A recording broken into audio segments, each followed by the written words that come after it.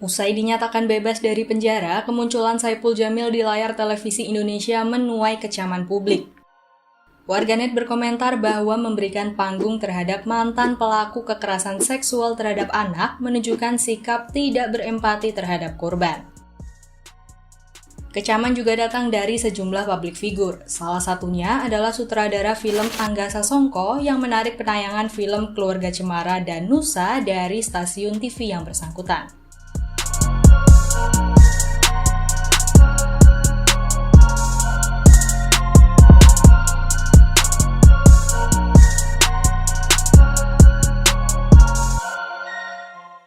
Komisi Penyiaran Indonesia merespon kecaman publik dengan meminta seluruh lembaga penyiaran televisi untuk tidak melakukan amplifikasi dan glorifikasi tentang pembebasan Ipul dalam isi siaran.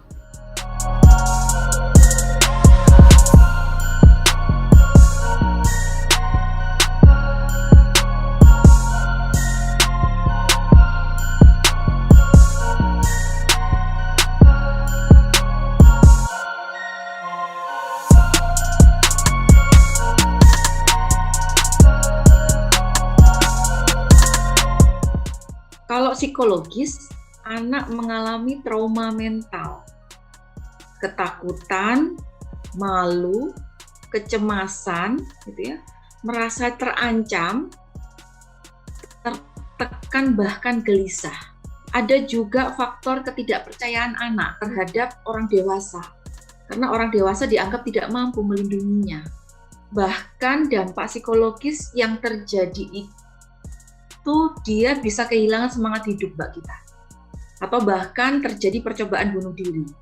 Ada juga dampak psikologis yang ini berantai gitu ya, dan terjadi oleh lingkungan sekitarnya, yaitu keinginan untuk membalas dendam, Mbak kita.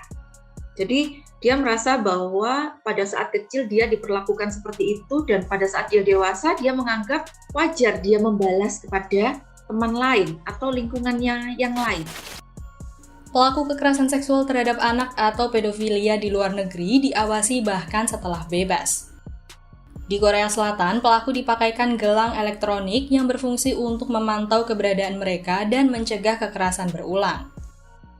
Gelang ini harus dipakai hingga 10 tahun setelah pelaku dibebaskan dari penjara. Kebijakan ini juga ada di Indonesia, tercantum dalam Peraturan Pemerintah Nomor 70 Tahun 2020 tentang tata cara pelaksanaan tindakan kebiri kimia, pemasangan alat pendeteksi elektronik, rehabilitasi, dan pengumuman identitas pelaku kekerasan seksual terhadap anak yang diteken Presiden Joko Widodo pada 7 Desember 2020. Namun berbeda dengan di Korea Selatan, tindakan pemasangan alat pendeteksi elektronik kepada pelaku yang diatur dalam PP Nomor 70 Tahun 2020 ini diberikan paling lama 2 tahun.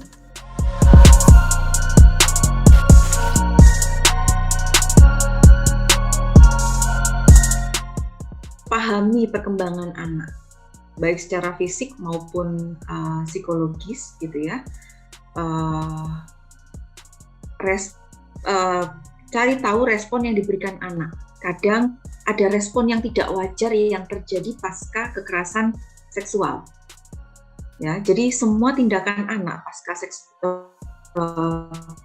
pelecehan seksual itu bukan kenakalan. Mereka hanya tidak tahu bagaimana merespon terhadap kondisi yang terjadi pada dirinya. Pendidikan seksual itu juga penting untuk anak-anak, usia berapapun. Jadi bagaimana kita menyampaikan tentang mana bagian tubuhmu yang boleh dipegang oleh orang lain dan mana yang tidak, gitu ya. Mana kamu merasa nyaman dekat dengan orang lain, merasa nyaman disentuh orang lain, dan bagian mana yang kamu tidak nyaman. Dan kondisi seperti apa kamu harus menceritakan itu kepada orang tua atau guru di sekolah. Nah, itu harus disampaikan sedini mungkin dengan bahasa-bahasa anak.